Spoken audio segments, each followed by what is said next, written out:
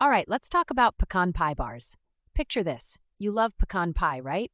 But maybe you hate crust dramas, or the part where slicing a perfect piece turns into a sticky disaster. Enter pecan pie bars.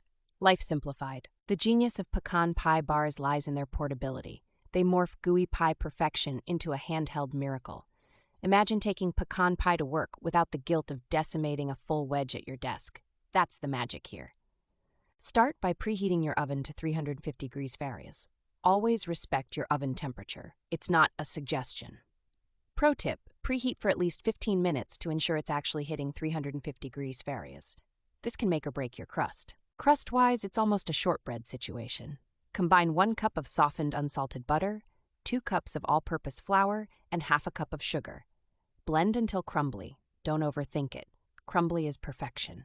Spread it out in a 9x13 pan lined with parchment paper. Press the crumbly crust gently into the pan until it looks even. Pop it in the oven for 20 minutes. It should come out looking goldenish but not browned. If it's browning, you've gone rogue. Aim for light golden instead. While the crust is cooling, let's talk filling. In a big bowl, combine 1 cup dark corn syrup, 1 cup packed brown sugar, 4 beaten eggs, 1/4 cup melted butter, and 1 teaspoon vanilla extract. Whisk that sucker until it's smooth. Watch for clumps, they're your nemesis.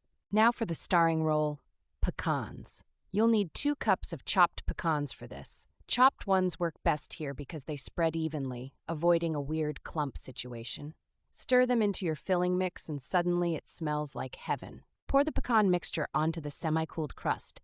It'll feel wrong because it's so liquidy, but trust the process. Smooth it out until the pecans look evenly distributed. Use a spatula. Trust me, a spoon just annoys you here. Bake for another 30 to 35 minutes. This part will test your patience. You're looking for a center that's set but still jiggly. Think Jell-O but on its confident day. Wiggle the pan. If it moves like soup, give it 5 more minutes. Let the pan cool completely before even thinking about cutting.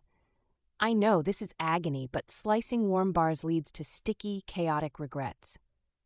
Let them cool, and they'll slice as clean as your life goals someday. Once cool, lift the parchment out, place the bars on a board, and slice into squares. Pro tip, use a really sharp knife and wipe it clean between cuts for that Instagram-level presentation that makes people jealous. Pecan pie bars aren't just dessert, they're a strategy. They're great for parties or even a Tuesday that needed rescuing. And because you made them, they come without the $6 per slice bakery price tag. That's the real win here.